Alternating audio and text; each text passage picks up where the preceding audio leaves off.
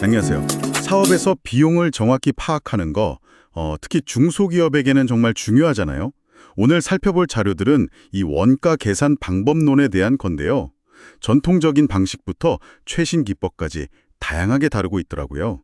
단순히 숫자를 넘어서 비용이 왜 발생하는지 그 근본 원인을 찾아가는 여정이 될 것 같습니다. 네, 맞습니다. 그게 핵심이죠. 그냥 비용만 추적하는 게 아니라 어떤 활동이나 자원이 비용을 만들어내는지 그 구조를 이해하는 것. 이게 사실 수익성 개선이나 효율적인 의사결정의 진짜 출발점이거든요. 좋습니다. 그럼 오늘 이 자료들을 가지고요. 먼저 많은 기업들이 쓰는 전통적 방식의 한계부터 좀 짚어보고요. 그 다음엔 활동기준 원가, 그러니까 ABC, 그리고 시간주도 활동기준 원가, TDABC, 또 자원소비회계 RCA 같은 좀 더 발전된 방법들이 어떻게 더 정확한 정보를 주는지 같이 한번 파헤쳐 보겠습니다. 자, 우선 그 전통적인 원가 계산 방식 아직도 많이 쓰잖아요. 이건 어떤 문제가 있는 걸까요? 그게 구현이 간단하다는 장점은 분명히 있어요. 보통은 직접 노동시간이나 기계 가동시간 같은 거 그런 단일 기준으로 간접비를 그냥 쭉 나눠버리죠.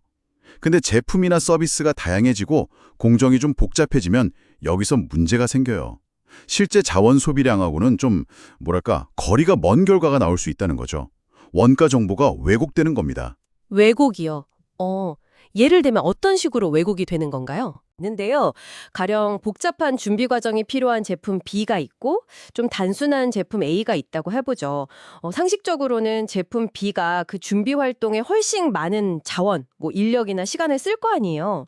그런데 만약에 전체 간접비를 그냥 단순하게 기계 가동 시간으로만 나눈다? 그러면 기계만 오래 돌리는 단순한 제품 A에 오히려 간접비가 더 많이 배분될 수도 있어요. 실제로는 B에 더 비용이 많이 들었는데도요? 그렇죠. 실제 비용 발생 원인이랑은 전혀 다른 결과가 나오는 거죠. 그렇군요. 그저 기계 시간만으로는 진짜 비용을 일으키는 요인을 놓치게 되는 거네요.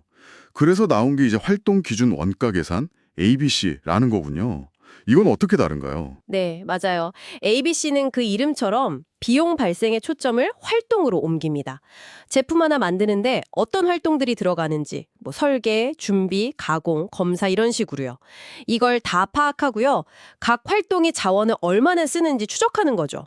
그리고 설정 횟수나 주문 처리 건수 같은 그 활동의 비용을 유발하는 동인을 기준으로 비용을 배분해요. 활동 단위로 보니까 훨씬 정교해지겠네요. 네, 덕분에 훨씬 더 현실에 가까운 정확한 원가 정보를 얻을 수 있게 되죠. 어떤 활동에서 비용이 많이 발생하는지 명확히 보이니까요. 네네. 그런데 자료를 보니까 이 ABC 방식도 완벽한 건 아니고 좀 도입이 까다롭다는 지적도 있더라고요. 그렇습니다. 그게 활동이랑 동인을 아주 상세하게 분석하고 계속 관리해야 하잖아요. 그래서 구현하고 또 유지하는데 시간도 많이 들고 비용도 꽤 들 수 있다는 점. 이게 한계로 좀 꼽혀왔어요. 정확하긴 한데 좀 복잡하다는 거죠. 복잡성. 그래서 그 대안으로 나온 게 혹시 시간주도 활동 기준 원가 계산? TDABC인가요? 이게 ABC의 실용성을 높였다고 하던데요. 네, 맞습니다. TDABC는 ABC의 그 정확성은 가져가면서 구현은 훨씬 간결하게 접근하는 방식이에요. 핵심은 딱 두 가지에 집중하는데요. 하나는 자원, 그러니까 사람이나 장비를 공급하는 데 드는 단위 시간당 비용, 그리고 다른 하나는 각 활동을 수행하는 데 걸리는 표준 시간, 이 두 가지 추정치로 계산하는 겁니다. 오, 활동 동의를 일일이 찾는 것보다 훨씬 단순해진 느낌인데요. 네, 맞아요. 추정을 항목이 확 줄어드니까 모델 구축이나 업데이트가 훨씬 쉬워지죠. 그리고 ERP 같은 시스템 데이터랑 연동하기도 좋고요. 특히 중요한 장점 중 하나가 TDABC는 실제 사용된 자원 비용뿐만 아니라 그 사용되지 않은 유효 생산 능력의 비용까지 측정해준다는 거예요. 유효 생산 능력 비용이요. 그건 어떤 의미죠? 그러니까 우리가 비용을 들여서 확보한 자원, 예를 들어 설비나 인력이 있는데 그걸 100% 다 못 쓰고 놀리는 부분이 있잖아요. 그 놀리는 부분에 해당하는 비용이 얼마인지까지 계산해 주는 거죠. 이건 기업 입장에서 비효율이 어디서 발생하는지 명확히 알 수 있게 해주는 강력한 정보입니다. 실제로 TDABC 도입하고 나서 기업들 수익성 지표가 개선됐다는 연구 결과도 있고요. 와, 자원을 얼마나 효율적으로 쓰는지까지 보여준다니 상당히 유용하겠네요. 근데 TDABC 말고 또 자원 소비 회계, RCA라는 개념도 있던데요. 이건 또 어떤 점이 다른 건가요? RCA는 이건 ABC랑 독일식 원가 관리 기법을 좀 결합한 거라고 보시면 되는데요. TDABC가 활동에 걸리는 시간에 좀 더 집중했다면 RCA는 자원 자체의 흐름과 소비에 더 깊게 파고들어요. 자원이 어떻게 공급되고 또 어떻게 소비되는지를 양적인 측면 그리고 금액적인 측면 모두에서 아주 상세하게 추적하는 방식입니다. 자원 자체의 흐름이요? 그럼 RCA만의 좀 특별한 강점 같은 게 있을까요? RCA는 특히 그 유효 자원의 원가를 명확히 계산하고요. 더 나아가서 그게 왜 발생했는지 책임 소재까지 연결시키는데 좀 더 강점이 있어요. 그리고 고정비랑 변동비 구분도 단순히 전통적인 방식이 아니라 자원의 공급 특성이나 소비 행태에 따라서 훨씬 더 정교하게 접근합니다.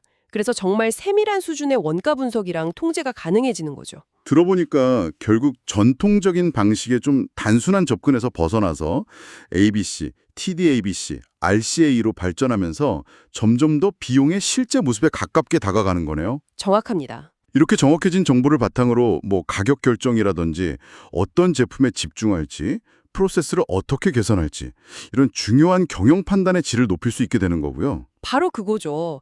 비용 구조를 제대로 이해해야 어디에 집중하고 뭘 바꿔야 할지 명확해지니까요. 그리고 요즘은 이런 좀 정교한 원가 계산을 도와주는 소프트웨어 도구들도 잘 나와 있어서요.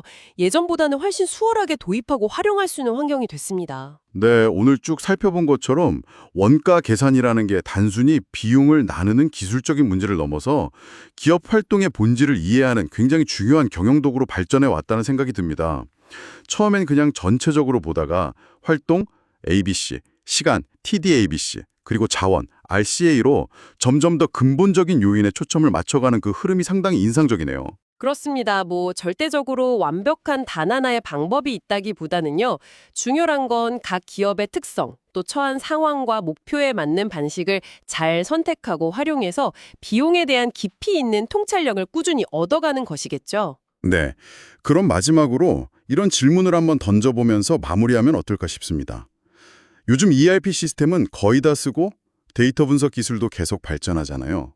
이런 환경 속에서 오늘 이야기 나눈 TDBAC나 RCA 같은 정교한 원가 관리 기법들이 앞으로 얼마나 더 빠르게 또 얼마나 더 넓게 어쩌면 중소기업들에게까지 필수적인 도구로 자리 잡게 될까요? 이 변화의 속도와 파급력, 이건 앞으로 계속 관심을 가지고 지켜볼 만한 흥미로운 지점이 아닐까 생각합니다.